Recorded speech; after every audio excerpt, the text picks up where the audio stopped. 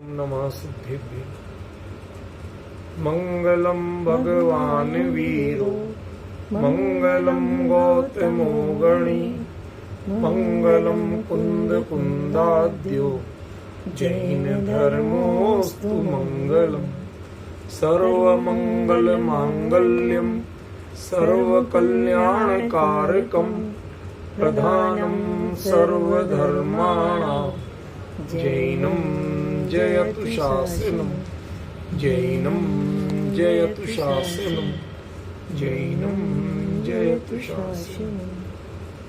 धर्मानुरागी भाइयों, आज हम इस चर्चा के क्रम में 10 लक्षण में जो हमने भक्तामृत स्तोत्र पर चर्चा शुरू की थी, वहाँ मुख्यतः श्रोता समुदाय भिन्न था और वहाँ हम असल में बहुत गंभीरता से हर चीज, मार्मिकता तो हमने पूरी ली, उसमें कोई कसर नहीं छोड़ी, लेकिन जो गंभीरता चाहिए विषय के क्रमशः प्रतिपादन की, वो हम नहीं ले पाए थे। इसलिए यहाँ आप जो भक्तामृत स्तोत्र शुरू करेंगे, उसके पहले दिन असल में स्तोत्र का स्वरूप क्या होता है, अन्य सबसे उसका संबंध क्या होता है और भक्तामृत स्तोत्र में उसका अनुपालन कैसे किया गया, ये बेस की बात बताएंगे। ठीक है, मैं आज कुछ निकाल के लाया हूं, उनको आपको थोड़ा थोड़ा बताऊंगा। एकदम से आपको बहुत एब्जॉर्ब नहीं होगा, और सुनिए, कई चीजें सुनने के लिए भी बहुत उपयोगी होती। एक शब्द है स्तव, जो कुंद कुंद आदि ने लिखे उनको कहा जाता था थव। स्तव का प्राकृत रूप क्या होता है? थव।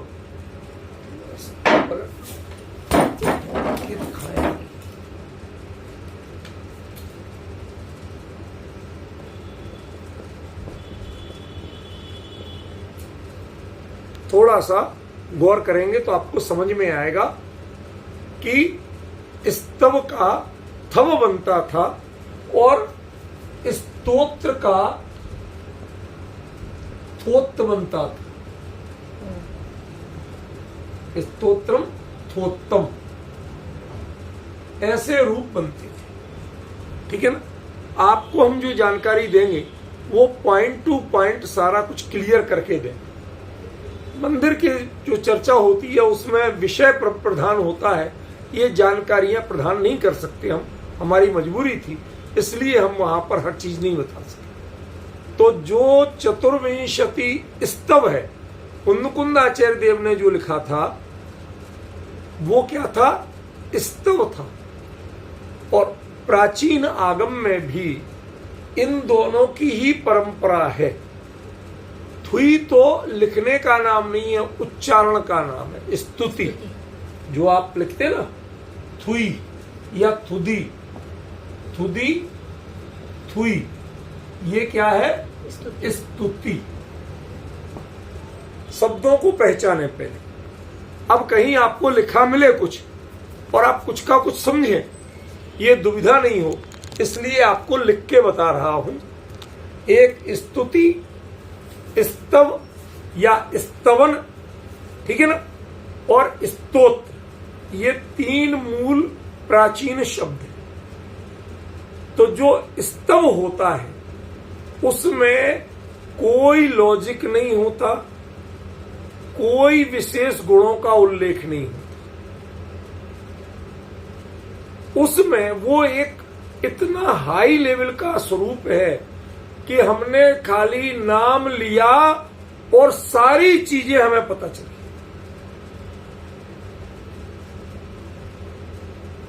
ये असल में जो था, ये मुनिराजों की भक्तियों का पाठ था स्तव, जो सबसे पहले लिखा।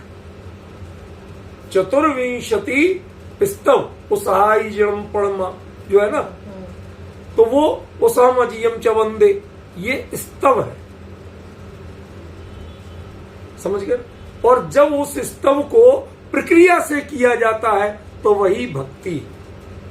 देखो, आपको जानकारी दी, यदि आप हमारे प्राचीन प्रतिष्ठा शास्त्र में जाएं जैन मंदिर आदि के, तो उसमें 24 तीर्थंकरों के मंदिर की डिजाइन अलग है, उनके शिखर की डिजाइन अलग है, उनके एक एक चीज के लिए अलग अलग मापदंड दिए।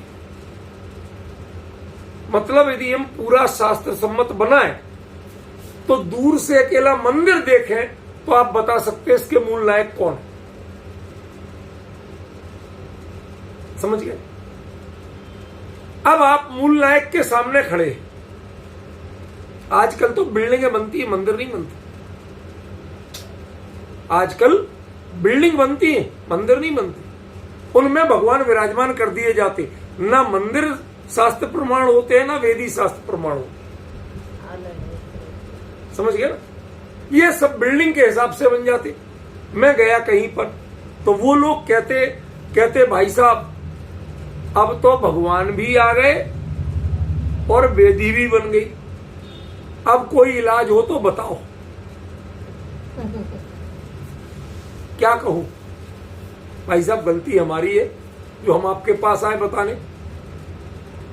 हम तो आपके पास आए थे किसी, आपके शहर में आए थे किसी और काम से, आपने कहा चलो चलो भाई साहब देख लो, चले आए। अब जब सब कुछ आपका तय था तो हमसे क्या पूछ रहे? करो जो करना है। मैं ये थोड़ी कहूंगा कि भगवान विराजमान मत करो। अब बात समझ रहे ना? तो हमारे लोगों में एक बड़ी भारी कमी हो गई कि हम मंदिर तो जानते ही नहीं, वेदी जानते नहीं, शास्त्र जानते नहीं है, बस अकेले चिन्हों से हमने भगवान को पहचानना सीखा कि फला भगवान का मंदिर। ये बात मैं दृष्टांत रूप में कह रहा हूं, ये मेरा सिद्धांत नहीं है रूपल बहन। विजय भाई आज बहुत शांति से सुनना ये बात, इसमें एक अलग गहराई है। अभी आध्यात्मिक दृष्टि नहीं आएगी, आएगी वो भक्तामृत स्तोत्र में आगे आएगी। ये बेसिक चीजें बता रहा हूं। पहले यदि आपने भगवान को देखा तो जानकार व्यक्ति जान जाता था कि इस मंदिर के डिजाइन क्या होगी, इस मंदिर का शिखर कैसा होगा, इसकी ध्वजा कैसी लगी होगी। हर चीज का प्रावधान है।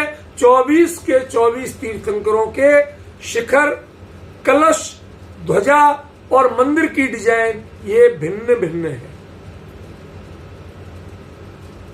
आप लोगों ने कभी विचार ही नहीं किया हो, जरूर, क्योंकि आप लोगों ने तो बिल्डिंगों में दर्शन किए ना भगवान के, मंदिरों में दर्शन किए कब? समस्या तो ये हमारे यहां सब बिल्डिंगें बनने लगी, मंदिर नहीं बनते। मंदिर एक शास्त्र में पूरा प्रमाण दिया होता है, ये चीज ऐसी ही होगी। एक बार कहीं पर शिखर के ऊपर बातचीत थी, कोई दिगंबर महाराज थे, तो उन्होंने कहीं एक संगोष्ठी बुलाई, उन्होंने एक बड़ा विशाल मंदिर बनवाया था, ठीक है ना, और कहते भाई इसमें शिखर के ऊपर आप बोलेंगे, मेरे से कह दिया। तो मैंने जाती कह दिए देख के। हमने कहा भाई साहब आप भले ही कह रहे हो कि हम जैन शास्त्रों के वास्तु के अनुसार सारे मंदिर बनवाए, लेकिन जो आपके मूल नायक हैं, आपके मंदिर का शिखर उनके अनुकूल नहीं है, आपका मंदिर उनके अनुकूल नहीं। और मैंने सारे चित्र प्रमाण सहित प्रस्तुत कर दिए। तो दूसरे बोले उनसे जूनियर महाराज आपको पहले कहा था इनको मत बुलाओ, ये आपकी छिछालेदारी कर देंगे, क्योंकि ये तो परवाह करते नहीं, ये तो सिर्फ शास्त्र की सुनते हैं और किसी को कहते हैं इसी विषय पे, अरे महाराज आपने गजब का मंदिर बनाया। कहते इनको तो बुलाओ ही मत, पूछो ही मत। समझ में?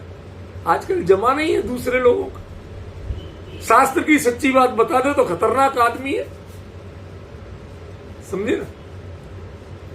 तो ये बात आपको इस दृष्टांत रूप में इसलिए बता रहा हूं कि जैसे आप मूल नायक को देखते ही या नाम जानते ही आप जो जानकार हैं, अब अनुभवी हैं, उनके दिमाग में मंदिर कैसा होगा, शिखर कैसा होगा, ध्वजा कैसी होगी, कलश कैसा चढ़ाओ, हर चीज की पूरी जानकारी ख्याल जो जिन मंदिर के वास्तु का जानकार।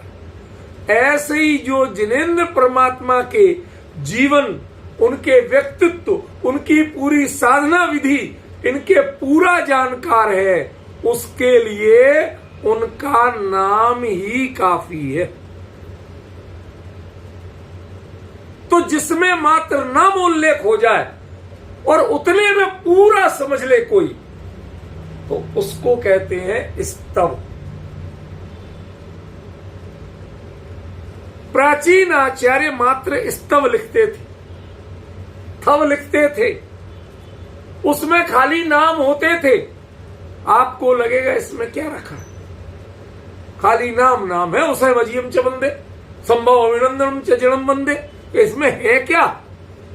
वो कहते हैं उस हम अजीयम, इतने में उनका सारो व्यक्तित्व, उनके वैराग्य का कारण, सारी चीजें जिनके ख्याल में आ जाएं, तब वो उनके लिए होता था स्तव। जिनके लिए कुछ पता ही नहीं हो, उनके लिए स्तव नहीं होता। जिनके लिए हिंट दी जाए इतनी सी और समझ में याद आ जाए इतना सारा, उनके लिए होता था स्तव। अभी कमी हमारी ये है कि हमारे लोग बेसिक चीजों से परिचित नहीं, ठीक है ना। और स्तव के बाद में एक होता था स्तोत्र और स्तुति। इन दोनों में क्या अंतर है? स्तुति में जिनकी स्तुति कर रहे हैं उनके गुणों का अनुवाद यानी कथन किया जाए। हे महावीर स्वामी, आप ऐसे हैं, आप ऐसे हैं, आप ऐसे, आप इस दिन जन्मे थे, इस दिन आपके ये हुआ था, वैराग्य हुआ था, इस निमित्त से वैराग्य हुआ था, ऐसी ऐसी साधना आपने की, आपने ऐसा द्वादशांग का उपदेश दिया, आप इस दिन परिनिर्वाण को प्राप्त हुए। ये सारी चीजें उनके द्वारा बताया गया, मोक्ष मार्ग आदि, ये सबका वर्णन जिसमें आए और बारंबार उसके लिए नमस्कार की बात रहे। बट इंफॉर्मेटिव जानकारियां, समझ गए ना, उसको क्या कहेंगे? स्तुति। एक्चुअली इनके बाद की स्टेज है स्तोत्र, जिसमें जो आपके बताओगे वो विद लॉजिक बताओगे, उसका कारण बताओगे, समझ गए ना। वो अकारण कोई बात नहीं कही जाएगी, समझे। उसको कहते थे स्तोत्र। तो भक्तामर क्या है? स्तोत्र है, वो ना स्तुति है ना स्तव। क्यों? क्योंकि यदि एक आज भगवान का स्तव बनाओगे तो उसमें पता क्या होगा? आधी पंक्ति में, आधे वाक्य में स्तव पूरा हो जाए। आदि जन्म वंदे हो गया। क्यों? और कुछ कहना ही नहीं है, उतने में हमें समझना है। सारा विस्तार हमने कर दिया तो फिर स्तव कहां रहा? ठीक है ना। इसलिए ये जो आदिनाथ स्तोत्र है, ये स्तोत्र है। इसके शुरू के 7 छंदों में तो आचार्य देव ये क्यों लिख रहा हूं मैं, कैसे इसमें प्रवृत्त हूं, ये कारण बताते, उसकी पूरी मीमांसा करते, समझे ना। और किसी माध्यम से करते, तो वो किसके माध्यम से करते हैं? भक्त अमर। जो भक्त था, और अमर माने देवता था, और अमर का दूसरा अर्थ है कि जिसके जीवन में भक्ति अमरता को प्राप्त हो गई थी, तो वो भक्त होके अमर हो गया। मैंने उस दिन बताया था आपको क्लियर, पहले दिन जब इस लक्षण में चर्चा की थी तो क्लियर इस बारे में बताया था कि यह कौन है जिसने भक्ति को अपने जीवन में अमर बना लिया। मतलब ये सिर्फ लौकांतिक देव आदि ही हो सकते हैं। क्यों? इसलिए क्या उनके मोक्ष जाने की गारंटी तो है ही, और अगले भाव से मोक्ष जाने की गारंटी है, और जितने समय स्वर्ग में रहेंगे वो अविरति कहने के होंगे बाकी उन स्वर्ग के भोग किसी भी साधन में रमते नहीं। समझे? और इसी में आगे हमने क्लियर दिया था कि इस भक्तामर स्तोत्र में साफ कहते हैं आचार्य कि जो संपूर्ण शास्त्रों को जानते हैं उसके आधार पर मैं बात कर रहा हूं। उनने जो कहा वैसा मैं कह रहा हूं। तो वो कौन है? ऐसे देव जो द्वादशांग के ज्ञाता होते हैं, वो मात्र लोकांतिक देव। ख्याल में? तो ये भक्तामर स्तोत्र, अब आप लोगों को तो पॉइंट टू पॉइंट एक एक चीज बताना पड़ेगी ना, वहां तो समाज का मामला थोड़ा सा अलग हो। तो पहला जान लीजिए कि आचार्य मानतुंग की विचार भावना के अनुसार जिन लोकांतिक देवों ने भगवान आदिनाथ की दीक्षा कल्याणक के समय आकर के जो उनकी जैसी अनुमोदना की थी और वहां से लेके उनकी दृष्टि में वो कौन थे? ध्यान रखना, तीर्थंकर जब तीर्थंकर की पर्याय के लिए गर्भ में भी आता है, जन्म में भी होता है और बालक भी होता है, मुनि कोई भी स्थिति हो, उसके लिए सभी लोग तीर्थंकर का सम्मान ही देते। मैंने आपको एक प्रमाण दिया था कि मुनिराज उनके सामने गृहस्थ अवस्था में क्यों नहीं आते? क्योंकि नियमतः जो जगत गुरु हैं उनको आपको सम्मान देना ही पड़ेगा। और भूमिका के अनुसार वो अविरति या देशवृत्ति है और आप महावृत्ति हो, तो आप उनको कैसे ढोक? समझ गए? इसलिए वो सामने क्यों नहीं आती? क्यों? क्योंकि उस स्थिति में अविरति की या देशवृत्ति की अवस्था में भी वो उनको जगत गुरु मानते हैं। किसी का अभिषेक होता है और किसी का अभिषेक गंधोदक माना जाता है। अरहंत अवस्था के बिना जिन बिंब के अलावा ग्रस्थों के कभी अभिषेक होते हैं नहीं। लेकिन जन नवजात बालक का अभिषेक होता है, पांडुक शिला पे ले जाते हैं सुमेरु पर्वत पे, और इतने देव करते हैं और लोग गंधोदक भी वंदन कर देते हैं। किसका होता है गंधोदक वंदन? वीतराग अवस्था का कि राग अवस्था का? इसलिए मैं आपको प्रमाण दे रहा हूं कि जो तीर्थंकर जगत गुरु होते हैं वो जब तक तीर्थंकर नहीं बने, तीर्थंकर प्रकृति का उदय नहीं आया, केवल ज्ञान नहीं हुआ, तब भी उनको वैसा सम्मान देने की परिपाटी है, प्रोटोकॉल है, उनको वैसा ही सम्मान दिया जाता है। समझे आप? तो आदि मानतुंगाचार्य ने स्तुति तो शुरू की थी लोकांतिक देवों के हिसाब से, लेकिन की अरहंत अवस्था तक। क्यों? उनकी दृष्टि में उनका स्वरूप वंदनीय कौन है? वो अरहंत। आज आप शुरुआत किसकी कर रहे हैं? अरहंत अवस्था की शुरुआत। हमारे लिए वो ही वंदनीय है, जगत कल्याण का कारण वो है। इसलिए उन्होंने भक्तामर स्तोत्र में शुरुआत कहीं से की हो, लेकिन आगे जाके अरहंत अवस्था और सिद्ध अवस्था की बात नहीं की। क्यों? आखिरकार आदिनाथ प्रभु सिद्ध भी तो हो गए थे, कम से कम मानतुंग के काल में तो पक्के ही हो चुके थे। क्यों बात नहीं की? क्योंकि सिद्धों के कोई नाम, परिचय और विशेषता नहीं होती, सब एक जैसे होते हैं। इसलिए सिद्धों में भेद करके स्मरण नहीं किया जाता कि ये महावीर स्वामी सिद्ध हैं, ये आदिनाथ स्वामी सिद्ध हैं, ऐसा भेद नहीं किया जाए। अरहंत अवस्था तक ही भेद किया जाए। व्यक्तिगत स्तुति अरहंत अवस्था तक होगी, स्तुति हो स्तोत्र हो जो भी, सिद्ध अवस्था में स्तोत्र स्तुति या कोई अलग से नाम नहीं होगा। तो वो सिद्ध चक्र की जो बात होती है वैसा होता है। सिद्धों का हमेशा चक्र होता है, चक्र माने समूह, सभी सिद्ध हैं, किसको हम अलग से पहचाने और किसमें भेद करें। पॉइंट समझ गए ना? इसलिए उन्होंने अनंत अवस्था तक की स्तुति भक्तामर स्तोत्र में की। ठीक है, कुछ चीजें रिपीट भी हो रही हैं, पर उनको अब एक व्यवस्थित क्रम में आ रही। अब देखिए, हमारे लोगों को भक्तामर स्तोत्र के बारे में एक चीज पता नहीं थी कि ये एक अविरल गाथा है, एक से एक जुड़ी हुई। हम हर एक को अलग अलग समझते, हर एक को अलग अलग बीमारी का इलाज समझते। ये हमारे बारे दिमाग में पूरा वायरस था। दूसरा, हम ये मानते थे कि इसमें तो उनके बड़े वैभव का भी वर्णन है।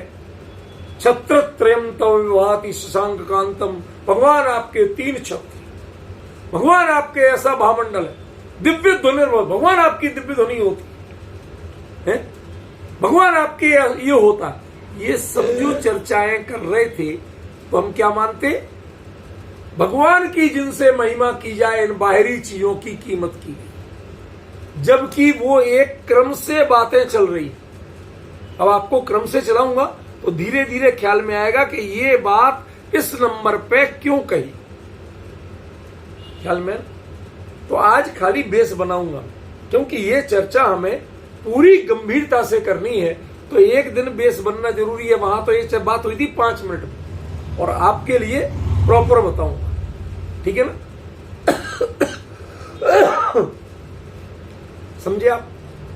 तो वो उन्होंने उस लौकांतिक देव के माध्यम से, जिसने भगवान की स्तोत्र किया, स्तुति नहीं की, स्तोत्र किया।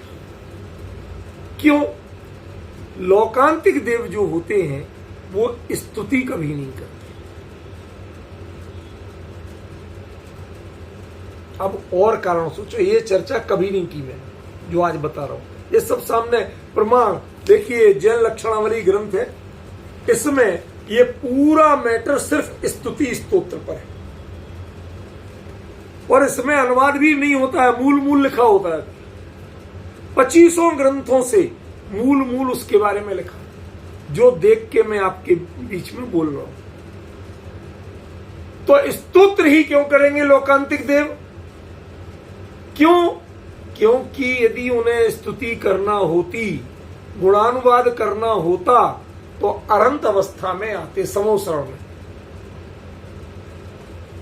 कोई विद्वान ने मेरे को फोन किया बनारस, कहते वो समोसरण में नहीं जाते लौकांतिक देव? लेकिन नहीं जाते। कहते क्यों? हमने कहा द्वादशांग का जो दिव्य ध्वनि से जो द्वादशांग बनता है ना, हमने कि उसके वो प्रॉपर पाठी होते, और वो उसको घोखते रहते हैं, चिंतन मनन में अपने उस परिणति में बनाए रहते हैं, इसलिए किसी आयोजन में नहीं जाते, वो सिर्फ प्रयोजन में जाते।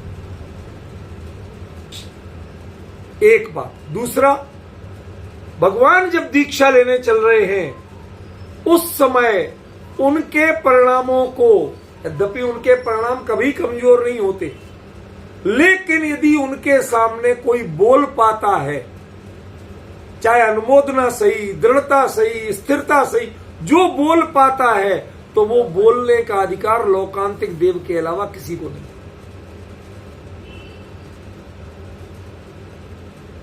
समझ रहे? किसी और को नहीं है। और वो जब बोलेंगे, जो द्वादशांग के पाठी है, श्रुत केवली है, वो जब बोलेंगे तो गंभीरता से बात बोलेंगे, बाई लॉजिक, कि भगवान आपको ये भाव हुआ है वैराग्य का, तो ये अनंत अवस्था के पहले, वीतरागता के पहले ये कहीं विश्रांत नहीं होना चाहिए। इसलिए देखो, वो आज आपको एक कारण बता रहा हूं रूपल में। आपने आज तक सुना तो होगा कि तीर्थंकर जब दीक्षा लेते हैं, उसके बाद आजीवन मौन व्रत होता है, माने छद्मस्त अवस्था में कभी बोलते ही नहीं। क्यों? क्यों नहीं बोलते? क्या अनर्थ हो जाएगा?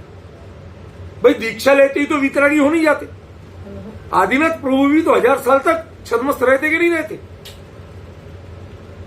तो जब वितरागी तुरंत नहीं हो जाते हैं, तो फिर बोलने में क्यों मनाही? गृहस्थ अवस्था में तो बोलते ही थे कि नहीं बोलते थे? कहीं उनके ऐसा तो होता नहीं कि बोलने का निषेध ही। कहते प्रभु वो द्वादशांग के पाठियों से जो नीति संगत, तर्क संगत, युक्ति संगत स्तोत्र सुनते हैं, वो स्तोत्र क्या है? प्रभु आपको ऐसे जो भाव हुए हैं, ये भाव वीतरागता के अलावा कहीं प्रतिफलित नहीं होंगे। इसकी सार्थकता वीतरागता में है, अन्य किसी भूमिका में इसकी सार्थकता नहीं।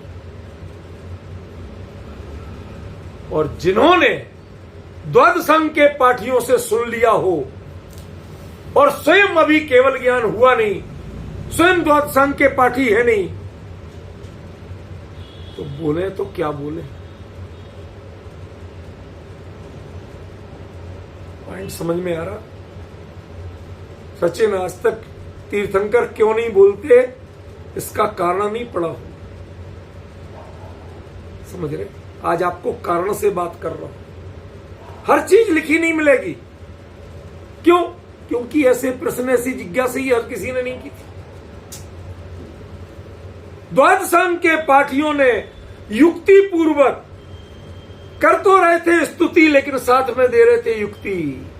प्रभु ये वैराग्य का भाव अभिनंदनीय है, लेकिन इसकी सार्थकता वीतरागता तक है पहुंचने में, उसके पहले इसकी सार्थकता नहीं है। ऐसे तो दीक्षा कई बार ली, लेकिन ये जो आपकी दीक्षा है, ये वीतरागता के पहले विश्रांत नहीं होना चाहिए। ये कदम रुकना नहीं चाहिए। एक श्रुत केवली जब इस प्रकार से अनुमोदना कर रहे हो, तो अब तो करके उत्तर देंगे, बिना किए उत्तर नहीं देंगे। करने के बाद द्वादशांग की जन्मदात्री दिव्य ध्वनि तब खिलती है, वो खिलती है, लेकिन ये कहते हैं कि अब हमें बोलना नहीं है। क्या बोले, क्या बताएं?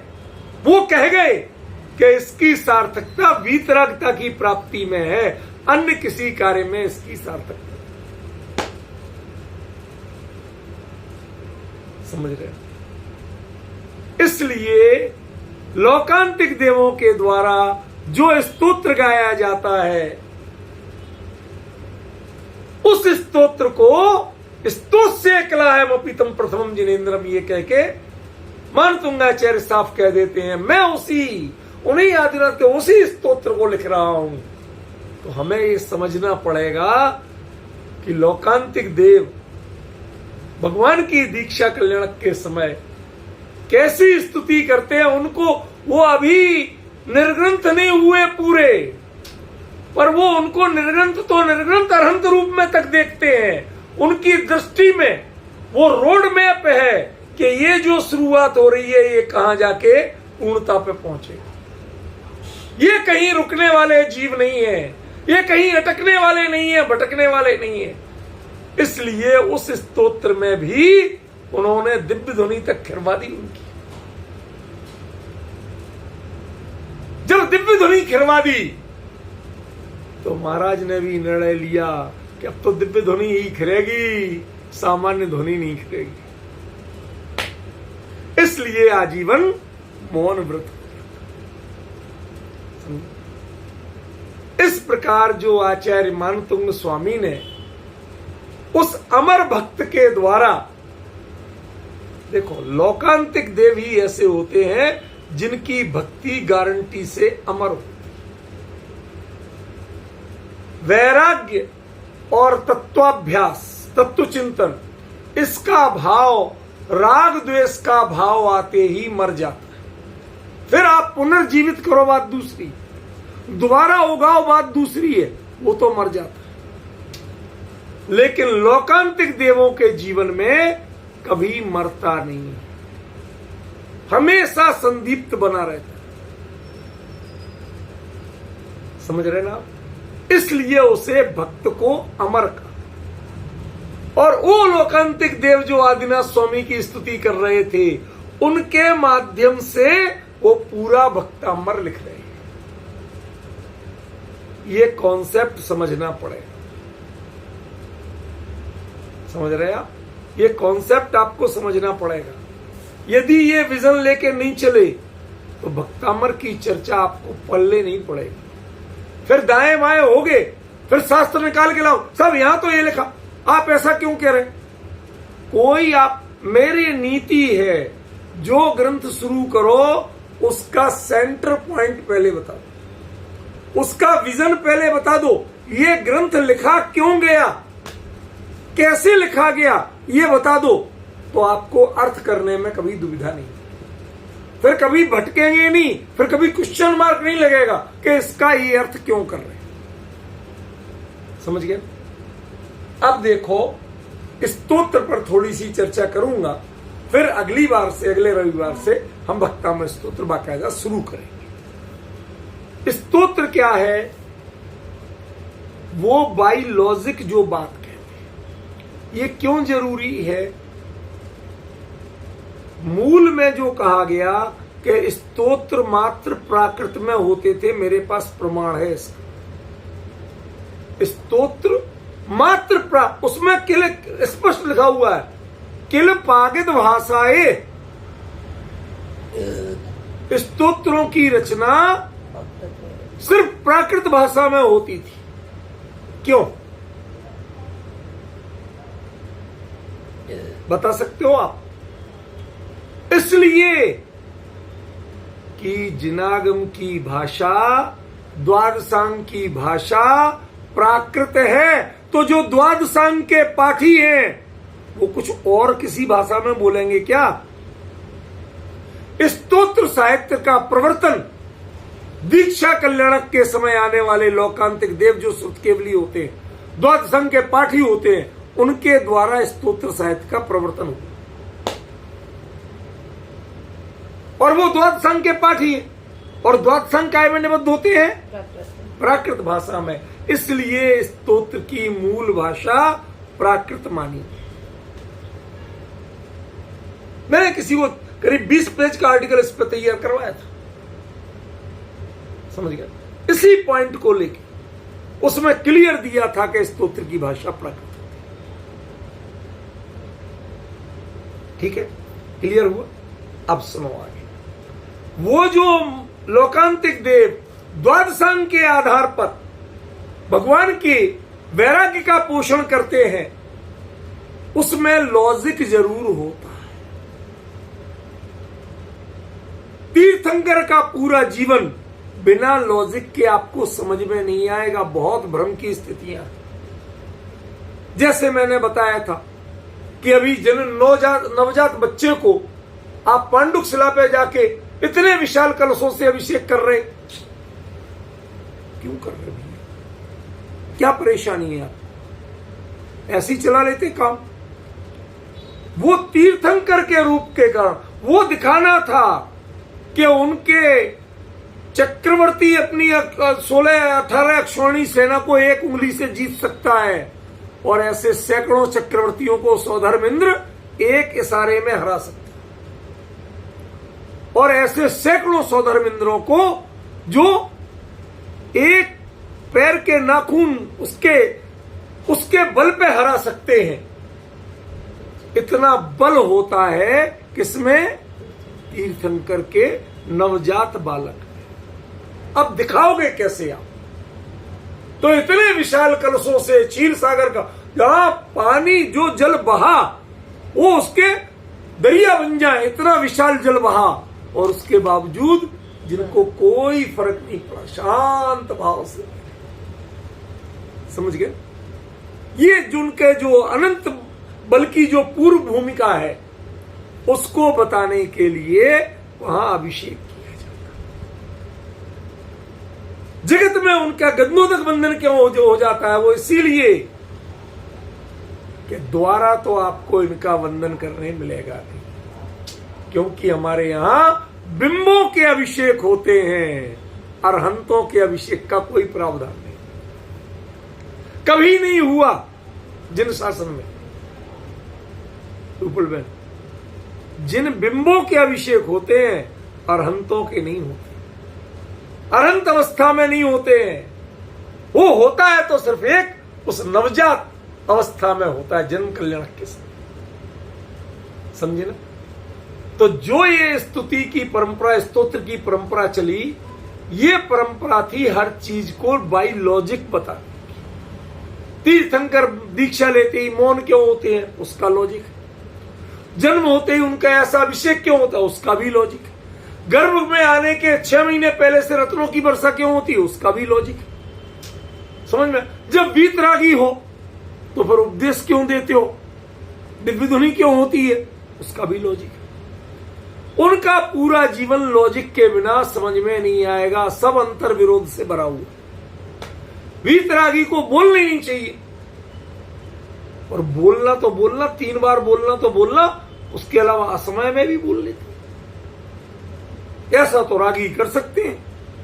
तो लॉजिक से बताते हैं कि भाई ये पुण्य से पुण्य का मेल है।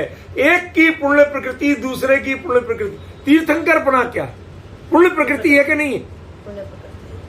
उसी पुण्य प्रकृति के कारण दिव्य धुनी हो रही है।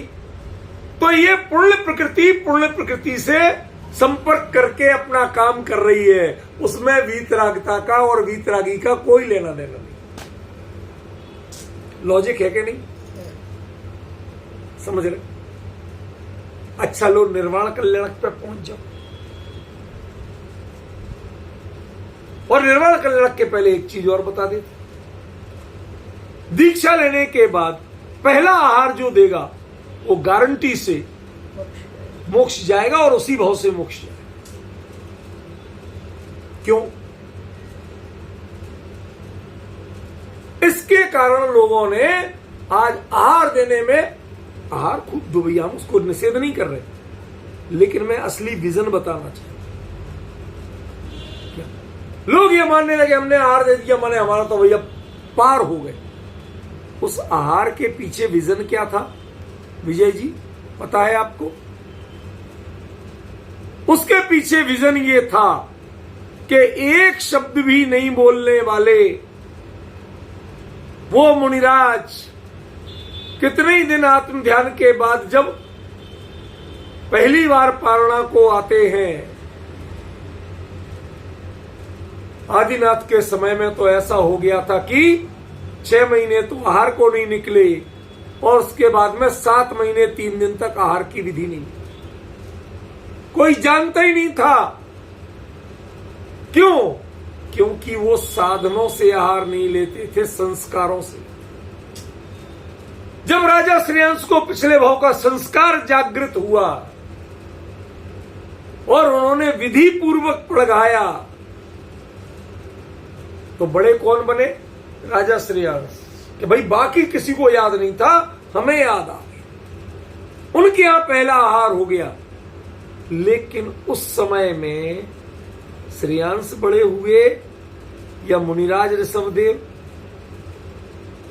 कि जिनको आहार देते देते आपने परिणामों का ऐसा उत्कृष्ट स्वरूप जाना, साधना का ऐसा उत्कृष्ट स्वरूप जाना, कि आपने भी संकल्प कर लिया कि ये भाव छूटने के पहले हम उसी मार्ग पे होंगे और उस सिद्धि को प्राप्त करेंगे।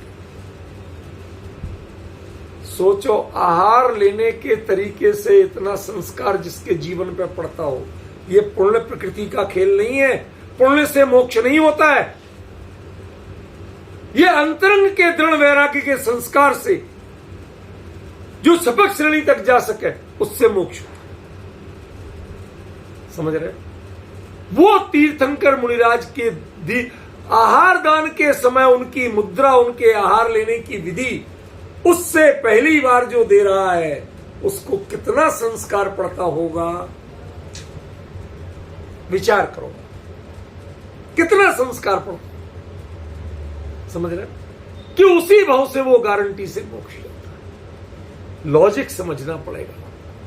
यदि उनकी उस मुद्रा में नहीं हो तो आहार दान देने के पुण्य से मोक्ष आज तक किसी को नहीं, क्योंकि पुण्य जिन शासन में मोक्ष का कारण है ही नहीं।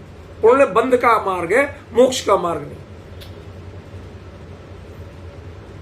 उस आहार लेने की विधि के समय जो प्रभु की मुद्रा होती है, उसकी गंभीरता, उसकी अंतर्मुखता देख देख के ऐसे भाव जगे कि ये जीवन अब दोबारा जन्म लेने के लिए नहीं है। इसी जीवन में, इसी जन्म में हमें अपने मनुष्य भाव को सार्थक करना है, हमें सिद्ध पद को प्राप्त करना है, बीच में रुकना नहीं है।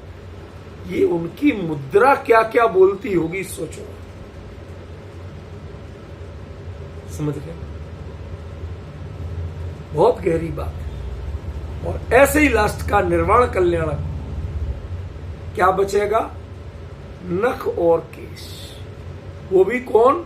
जहां आत्मा के प्रदेश नहीं बस रहे। जितने में आत्मा के प्रदेश व्याप्त हैं वहां का कुछ भी नहीं बचा। दे क्यों?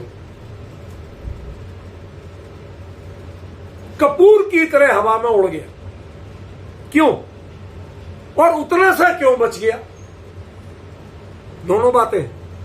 क्या उतना सा क्यों बच गया? नख और केस थे तो उसी शरीर के पार्ट, तो वो तो क्यों बच गया और ये क्यों उड़ गया? कहते भाई साहब, मोक्ष जाने वाला ऐसे तीर्थंकर का जीव जहां रहता हो उसका संस्कार कौन करे? कहां बचेगा वो? जब वो सिद्ध शिला पे विराजमान हुए तो उनके भौतिक जहां उनके आत्मा के प्रदेश व्याप्त नहीं थे वो ही मिलेंगे आपको संस्कार के लिए। असल में जहां आत्मा के प्रदेश, सिद्धगामी आत्मा, मोक्षगामी आत्मा जहां प्रदेश व्याप्त थे वहां के पुद्गल भी अपने आप में उपकृत होके कपूर की तरह उड़ जाते हैं। वो आपके लिए पकड़ में नहीं आते। हर एक चीज का लॉजिक है, समझ गए? तो तीर्थंकर का जीवन वह लॉजिक से भरा हो। बिना लॉजिक के उनके स्वरूप को आप समझ नहीं सकते। आप उसकी परिभाषा, उसका प्रभाव पुण्यों में खोजेंगे, जबकि उसका प्रभाव पवित्रता में है, पुण्य में नहीं। पुण्य माने कर्म, पुण्य कर्म, पुण्य शब्द का अर्थ पवित्रता भी होता है। पुण्य शब्द का मूल अर्थ ही पवित्र है, समझ गए? लेकिन यहां पर पुण्य माने जो पुण्य प्रकृतियां हैं वो नहीं है। तीर्थंकर के जीवन में जो घटनाएं होती हैं वो पुण्य उदय से भले ही होती हो, लेकिन उसका कारण असली पवित्रता है, पुण्य नहीं है। उसका लॉजिक वो पुण्य नहीं है, पवित्रता है। उस पवित्रता को पहचानोगे तब ये सब चीजें संगत लगेंगी, और पवित्रता को नहीं पहचान पाए तो यही अज्ञान और मिथ्यात्व का कारण हो सकती हैं। क्यों? क्योंकि फिर आप पुण्य में धर्म मानोगे, चमत्कार में धर्म मानोगे, लौकिक महिमा में धर्म मानोगे, और इसी का नाम तो मिथ्यात्व। समझे कि नहीं? ऊपर ख्याल में पड़ा। इसलिए यहां कहा गया कि स्तोत्र जो है वो मुख्यतः तीर्थंकरों के व्यक्तित्व को बताते हैं, एक एक घटना को बताते हैं, उसके पीछे बाई लॉजिक बताते हैं। ठीक है? आगे ये लॉजिक थे, क्यों थे? ये लॉजिक क्यों थे? जो उनके जीवन की विशेषताएं हैं उनकी तार्किकता बताने की। लेकिन स्वामी समंत भद्र के काल से लॉजिक बताने के लिए स्तोत्र लिखे जाने लगे। नहीं आया समझ में? अभी बताता। आप कोई हीरे की अंगूठी लेते हैं तो उसकी डिब्बी भी वो हीरे की अंगूठी वाली लेते हैं कि सोने चांदी की अंगूठी वाली? ज्वेलरियों के यहां उनकी क्वालिटी अलग अलग होती डिब्बियों की। कहते तो डायमंड रिंग वाली डिब्बी है, ये क्यों दे दी सोने में? वो बोलती है। और यदि आपको दे दी, भाई साहब डायमंड की रिंग ले रहे हैं तो डायमंड की वाली अंगूठी दो, वो डिब्बी दो। तो मैं ये पूछना चाहता हूं कि उससे आपका क्या भला हो जाएगा? रिंग की कीमत बढ़ जाएगी?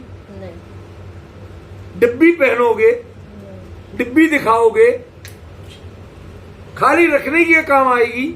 हाँ, वो सोने की डिब्बी में भी रखे जा सकती है कि हाँ। फिर आग्रह क्यों? कहते इनका कुछ बाहरी संबंध है नहीं। इससे इसकी पहचान है।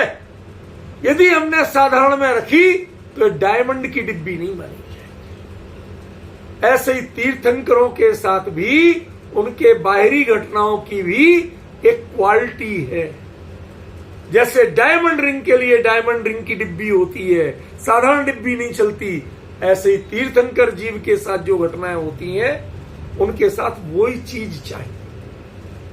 अब आप जरी केन की और चांदी की अंगूठी प्लेटिनम पॉलिश वाली लाओ। विजय जी, आप तो असली लाओगे, हम लोग थोड़े ऐसी काम चला लेते हैं, तो आपको कह रहा हूं सुनना कि चांदी की अंगूठी प्लेटिनम पॉलिश या रोडियम पॉलिश अच्छी करा ली और बढ़िया चमकता हुआ जरी केन लगवा लिया, ठीक है ना। और दिखाने के लिए क्या किया कि डिब्बी हीरे वाली देना भाई, ताकि दुनिया समझे कि ये अंगूठी हीरे की है। क्यों? हीरे की डिब्बी में रखी। तो आप डिब्बी से अंगूठी को हीरे की बनाना चाहते हैं कि हीरे की अंगूठी लेके हीरे की डिब्बी लाना चाहते हैं? मेरा पॉइंट समझे कि नहीं? अंतर क्या प्रश्न है? आप नकली अंगूठी को हीरे की असली हीरे की डिब्बी लेके हीरे की अंगूठी बताना चाहते हैं? आपका लक्ष्य डिब्बी है या अंगूठी है हीरे की?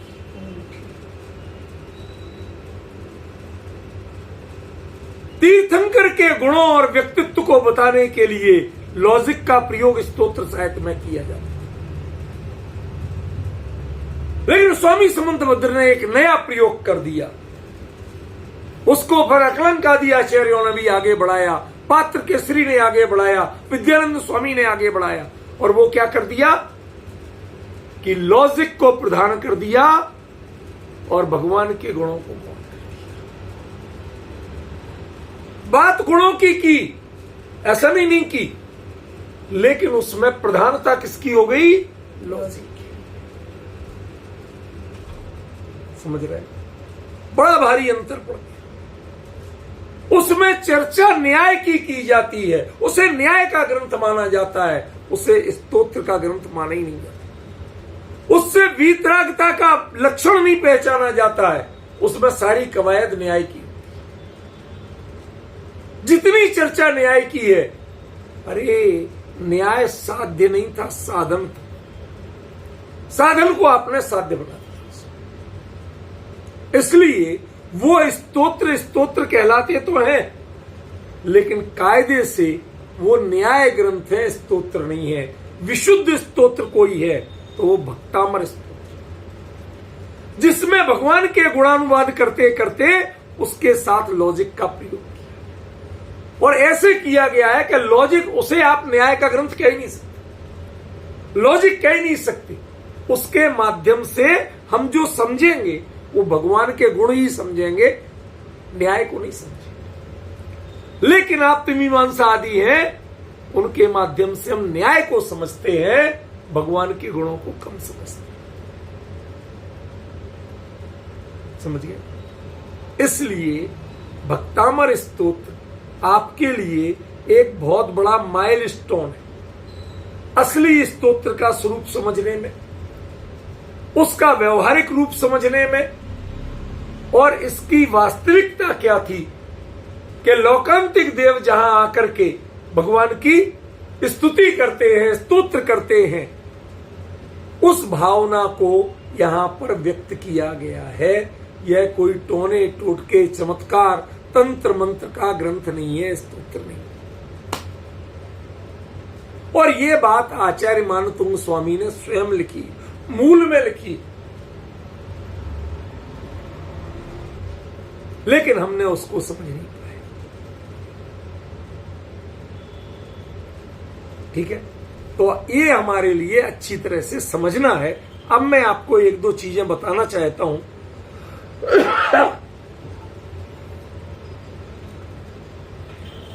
ये धवला ग्रंथ में 8वीं पुस्तक के 84 नंबर पेज पे है, थोड़ा पढ़ के सुनाऊंगा।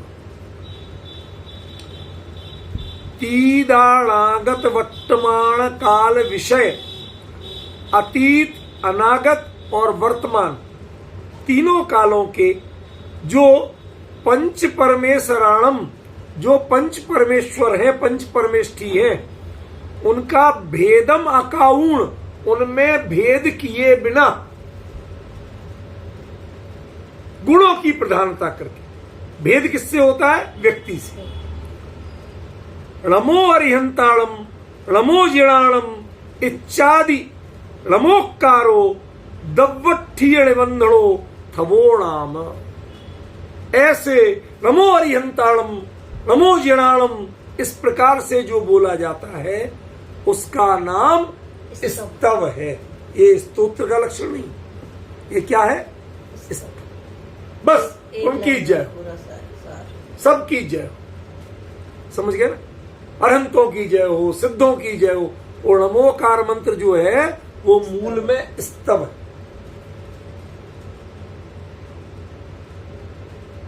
लेकिन चित्तारी मंगल पाठ स्तव नहीं, चित्तारी मंगल पाठ स्तोत्र है। क्यों?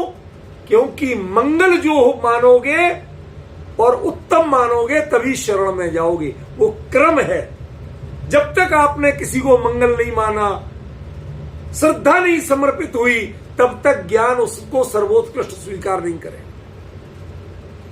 और जब तक ज्ञान सर्वोत्कृष्ट स्वीकार नहीं करेगा, तब तक आपका जीवन वहां समर्पित नहीं। देखिए, लोग बाग, विजय जी जरा ध्यान से सुनना, जो लोग शुद्ध शाकाहारी, कोई व्यसन नहीं करते, भले ही जैन नहीं है, कोई बात नहीं, अन्य मतियों में भी ऐसे बहुत होते, ठीक है। अब लेकिन उनको उनके किसी ने समझा दिया कि भैरव जी तुम्हारे देवता है। क्या है? भैरव जी तुम्हारे देवता है। अब भाई भैरव जी को क्या पसंद है, वो चीजें लेके वो खुद घर में नहीं खाता, खुद नहीं पीता, लेकिन वो चीजें ले जाके उसे चढ़ाता। भैया देवता है, क्या अंतर पड़ रहा? क्या अंतर पड़ रहा? नमो, हमारा काम नमो। जैनों में नमस्कार का और अन्य मतियों में नमस्कार का यही आधारभूत अंतर है, बड़ा भारी। हम गुणों को पहचान के नमस्कार करते हैं और वहां गुण को पहचान, गुण माने फायदा। एक गुण माने होता है व्यक्ति के गुण, और एक होता है कि ये दवाई गुण करेगी कि नहीं, माने लाभ करेगी, बीमारी दूर करे। वो कहते हैं साहब हमारा मतलब निकलना चाहिए। जिन चेहरों को देख के बच्चे तक डर जाते हैं, जिन मुद्राओं को देख के बच्चे तक डर जाते हैं, उन मुद्राओं की आप पूजा कैसे करते हो? मैं तो आपसे पूछता हूं। जो भय कारक है उनको आप पूजते कैसे? परलोक में चल रहा है, तो उनके स्तव में और हमारे स्तव में ये तब भी तात्विक रूप से बहुत बड़ा अंतर, ठीक है। हम स्तव में अकेला नमस्कार करते हैं, लेकिन इस नमस्कार करते हुए उसे मजियम च वंदे, वंदे माने नमस्कार, वो नमस्कार करते हुए एक नाम लेंगे उनका पूरा व्यक्तित्व ख्याल में। रमो अरिहंताणम बोला, अरहंतों का पूरा स्वरूप ख्याल। रमो सिद्धाणम बोला, सिद्धों का पूरा स्वरूप ख्याल में आए।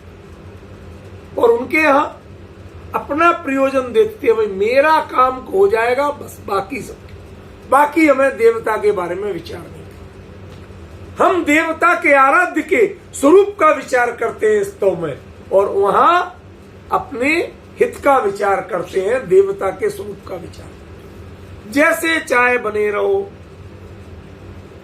ये जैन धर्म नहीं, ये जैन संस्कृति नहीं है, ये जैन दर्शन की दृष्टि नहीं। ख्याल में तो इसमें क्या कहा? अतीत अनागत वर्तमान कालवर्ती पंच परमेष्ठियों में भेद किए बिना रमो अरिहंताणम, रमो जड़ाणम इत्यादि रमोकारो, जो नमस्कार करने का भाव है, वो दब्बट्ठी वंदनो, वो द्रव्यार्थिक निबंधन, पर्यायार्थिक नहीं, द्रव्यार्थिक, द्रव्यार्थिक पक्ष को निबंधन करके कारण मान के जो होता है उसका नाम थवो, उसका नाम स्तव है। समझ रहे? मूल धवला का इसीलिए आपको पाठ सुना है। ठीक है, फिर देखो 12 अंग संहारो सयल अंग विश्यपणादो थवो नाम। जो द्वादशांग के स्वयं धारक हैं, संपूर्ण अंगों के धारक हैं, उनके जानकार हैं, वो जो नाम मात्र लेकर के पूरे गुणों को पहचानते हैं, नाम लेके नमस्कार किया और पूरे गुणों को पहचानते हैं, उसका नाम स्तव है। ये कहां कहा? धवला की 9वीं पुस्तक में पेज नंबर 263। ये बताओ, मैंने तो ये बाद में पढ़ा, आपको यही सब बात बता रहा था कि नहीं बता रहा था? मैं आगम के बिना बात नहीं करता, प्रमाण के बिना बात नहीं करता। तो आप सबको ये सीखना है। एक और देता हूं, सव्य सुदृढ़ विषो उपजोगो थवो नाम।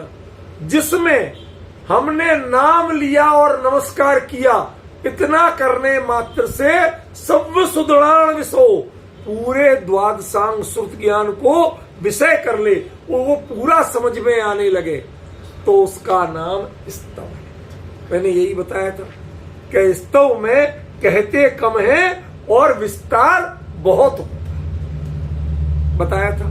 ये भी धवला की 14वीं पुस्तक का 9वें पृष्ठ का वाक्य।